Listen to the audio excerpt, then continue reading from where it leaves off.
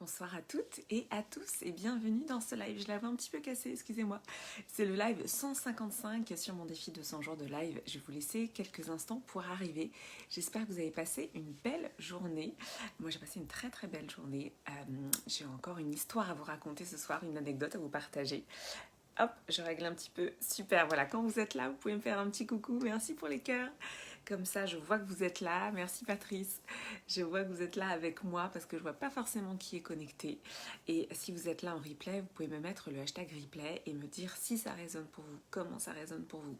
Parce que l'objectif de ces lives, c'est vraiment de rentrer en lien avec vous.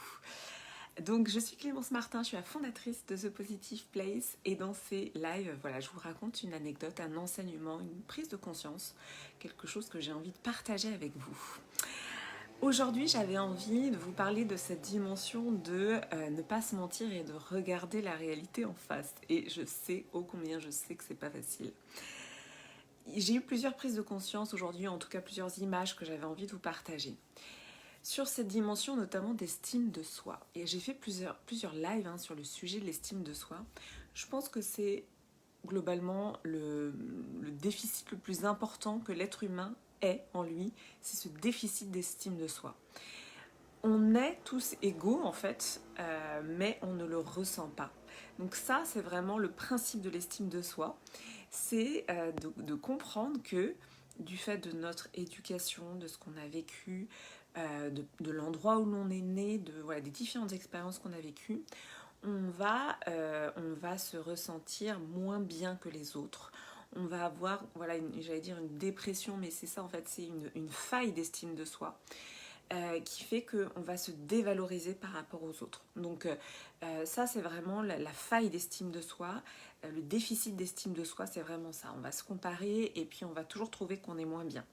On va toujours trouver qu'il y a un truc qui ne va pas chez nous, on va toujours trouver qu'on est moins bien que les autres.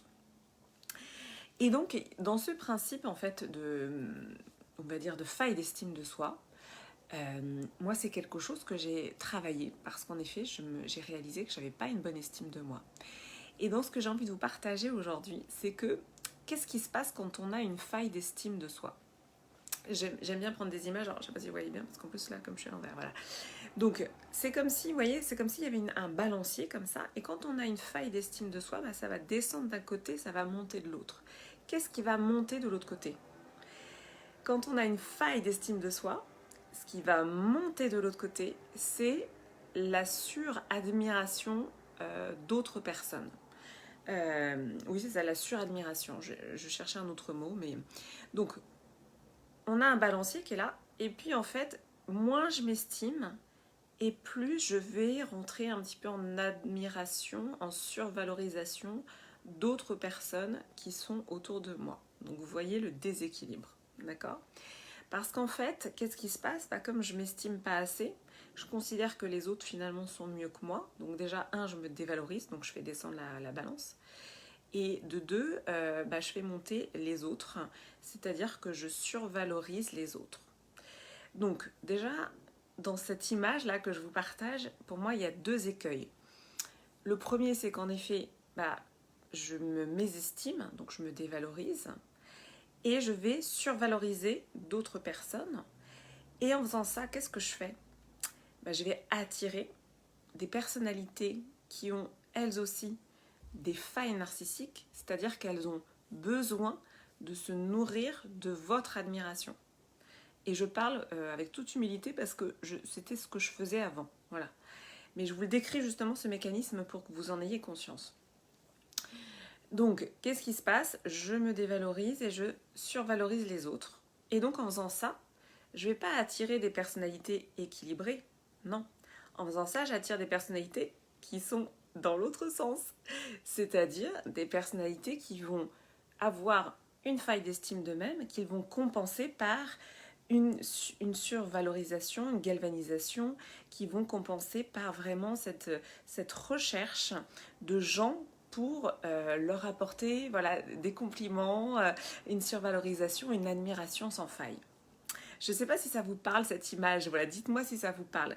C'est vraiment, j'avais vraiment très envie de vous partager cette image aujourd'hui pour que vraiment vous puissiez percevoir que quand on n'a pas travaillé notre estime de nous-mêmes, c'est-à-dire que quand on a travaillé notre estime de soi, on est un être humain équilibré. Et donc, on va attirer d'autres êtres humains qui sont équilibrés comme nous. Si on a une faille d'estime de soi et qu'on se dévalorise, eh bien, on va attirer d'autres êtres humains qui sont déséquilibrés, entre guillemets, mais dans l'autre sens, et qui vont profiter de nous, entre guillemets, chercher en nous cette survalorisation, cette galvanisation narcissique dont ils ont besoin. Et en général, ça finit un peu mal, parce que c'est pas des relations équilibrées.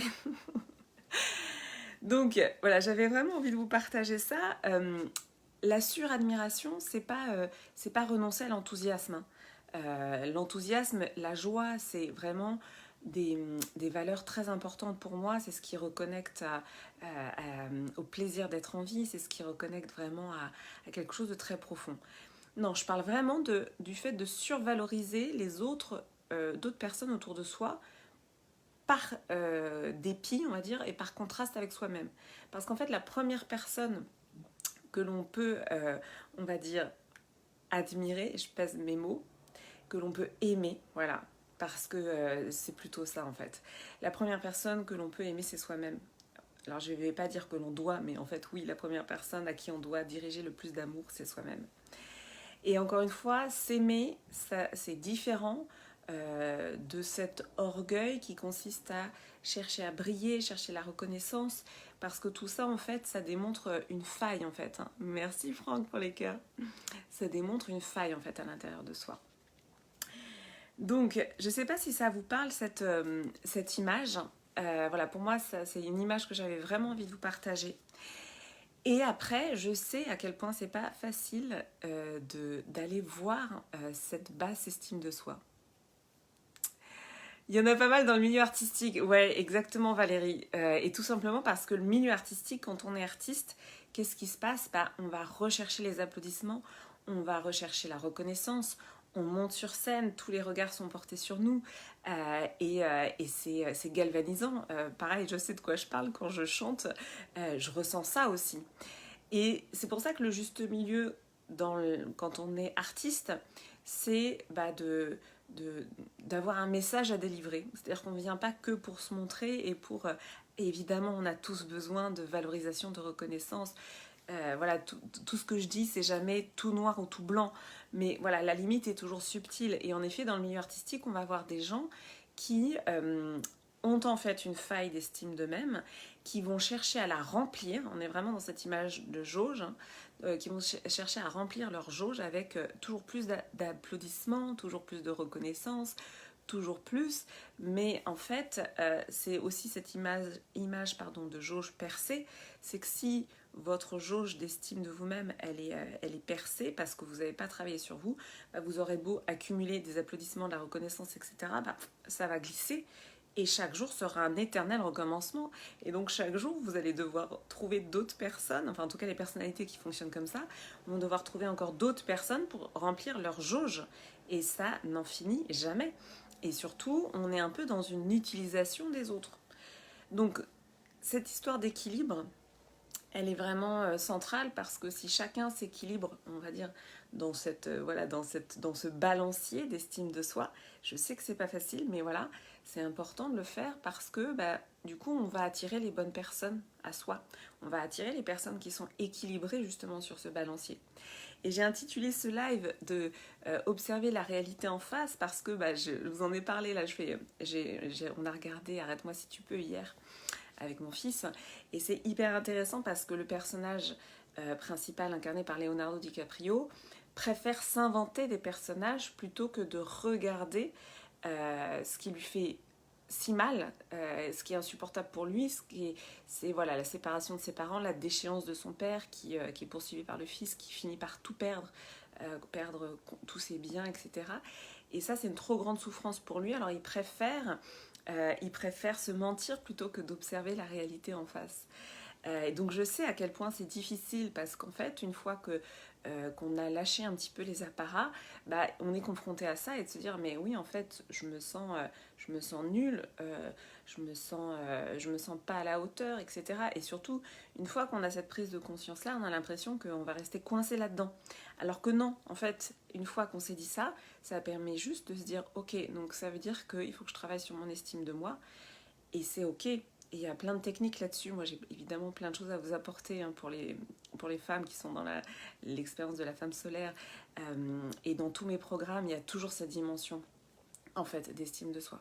Parce que ça se travaille au quotidien. Donc voilà, donc c'était vraiment mon partage du jour d'oser en fait se regarder dans le miroir, d'oser regarder en face parce que tout simplement derrière, bah, dans ce dialogue entre soi et soi, on va pouvoir rééquilibrer vraiment nos polarités, rééquilibrer notre estime de nous-mêmes et attirer les bonnes personnes. Et franchement, on en a tous, voilà, c'est un peu, pour moi, attirer les bonnes personnes dans notre environnement, c'est une des choses les plus importantes qui soit. C'est se créer en fait cette communauté de gens autour de soi qui nous nourrissent. Voilà, j'ai la chance d'être entourée de femmes merveilleuses et pour moi c'est génial parce qu'en effet il y a ce lien qui se crée, hein. C'est vraiment quelque chose de très important pour moi et je pense qu'on est tous à souhaiter avoir des relations épanouissantes autour de nous, équilibrées et qui nous nourrissent profondément. Parce que l'être humain est un être de lien. Et oui, nous sommes faits pour être en lien. Et quand le lien est toxique, quand le lien est déséquilibré, bah voilà, ça fait mal. C'est pas agréable, évidemment. Donc voilà, c'était mon partage du jour avec cette image de jauge, cette image aussi de balancier. Dites-moi si ça vous a parlé, dites-moi comment ça vous a parlé. Je vais vous souhaiter une très très belle fin de soirée. Je vous dis à demain du coup pour mon live 156. Je vous embrasse très fort.